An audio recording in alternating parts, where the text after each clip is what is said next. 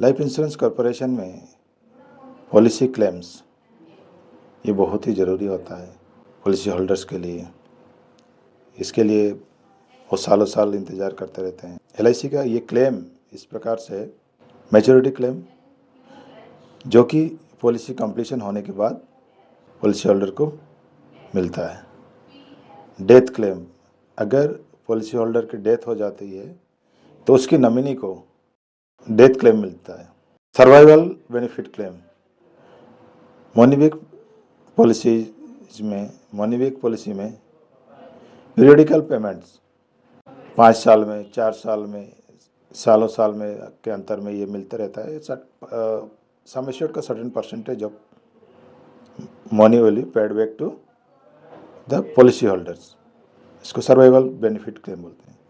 फिर riders claim, ये accidental riders होता है या डिजेबिलिटी राइडर होता है या क्रिटिकल इलनेस राइडर होता है। एक्सीडेंटल राइडर्स, अगर पॉलिसी होल्डर का एक्सीडेंटली डेथ हो जाता है तो या उसका एक्सीडेंटली डिजेबल हो जाता है तो वो एक्सीडेंटल और डिजेबिलिटी क्लेम करते हैं। क्रिटिकल इलनेस राइडर, ये पॉलिसी में एड ऑन करके आप पॉलिसी होल्डर लेता है। अगर किसी क्रिटिकल इलनेस हो भी जाता है तो उसका जितना भी खर्चा होता है वो बाद में इंश्योरेंस से क्लेम कर सकता है। उसको राइडर्स क्लेम बोलते हैं। फिर सरेंडर क्लेम, अगर पॉलिसी चलते चलते आपको कुछ ज़रूरत हुआ इन बिटवीन, अगर आप पॉलिसी को सरेंडर करना चाहते हैं तो उसको सरेंडर क्लेम बोलते हैं। रिवाइवल कम क्लेम, जब आपका पॉलिसी बंद हो जाता है और आप उसको फिर से चलाना चाहते हैं, उस समय जो क्लेम होता है उस कंडीशन में इसको रिवाइवल क्लेम बोलते हैं।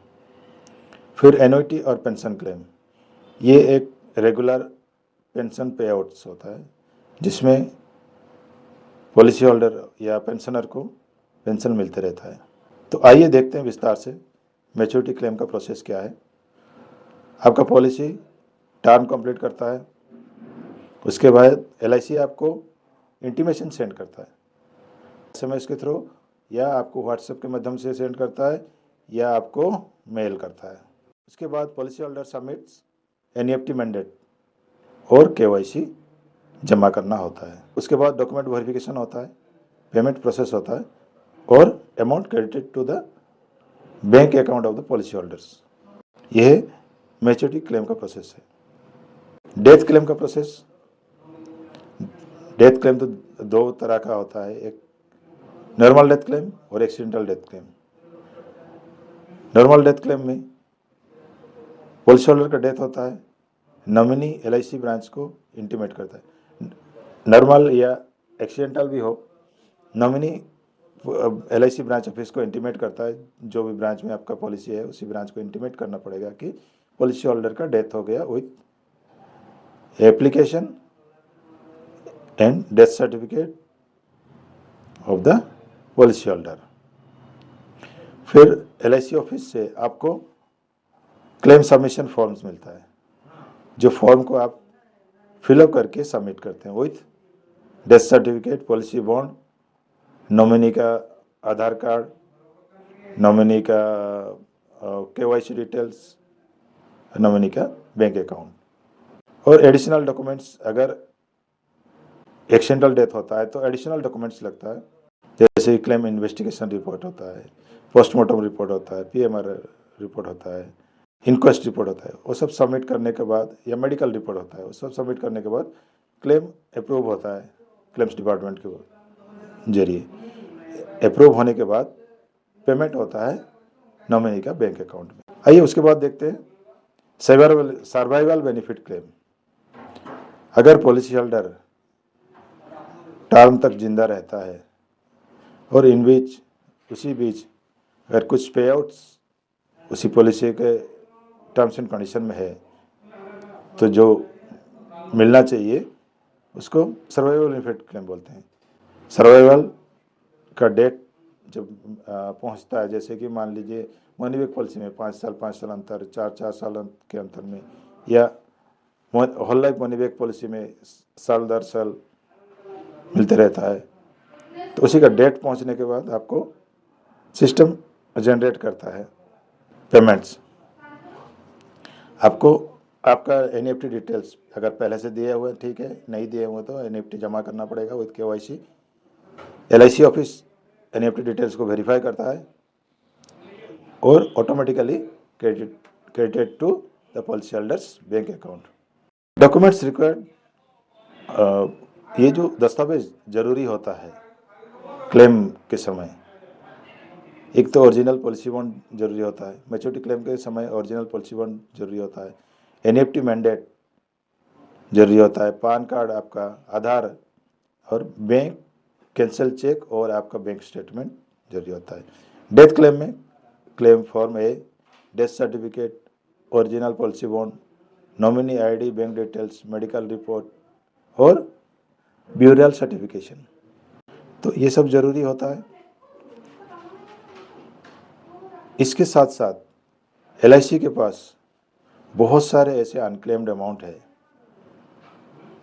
पॉलिसी होल्डर का ड्यू हुआ है या पॉलिसी होल्डर का फैमिली को पता नहीं है या पॉलिसी होल्डर खुद को वो भी भूल गया है।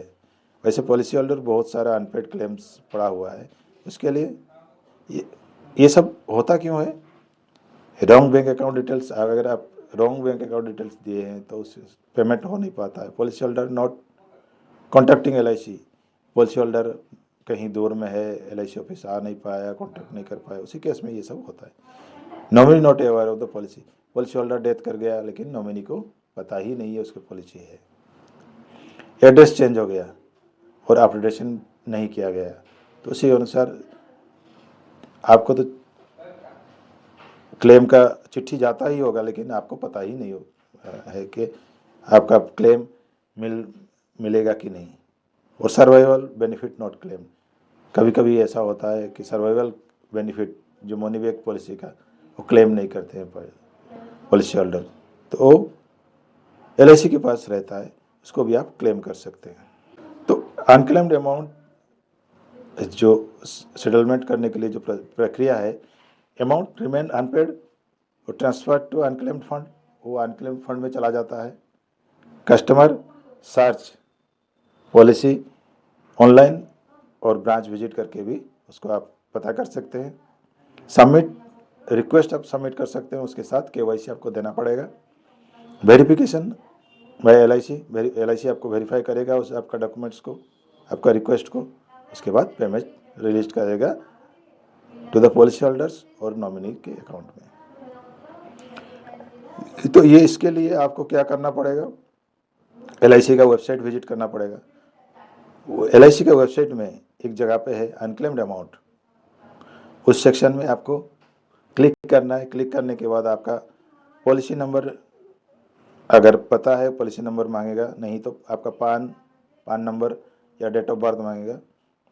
उसको देने के बाद आपको उसको सबमिट करना होगा। सबमिट करने पर आपको पता चल जाएगा, तुरंत पता चल जाएगा आपका कोई क्लेम अमाउंट एलआईसी के पास है या नहीं तो नज़दीक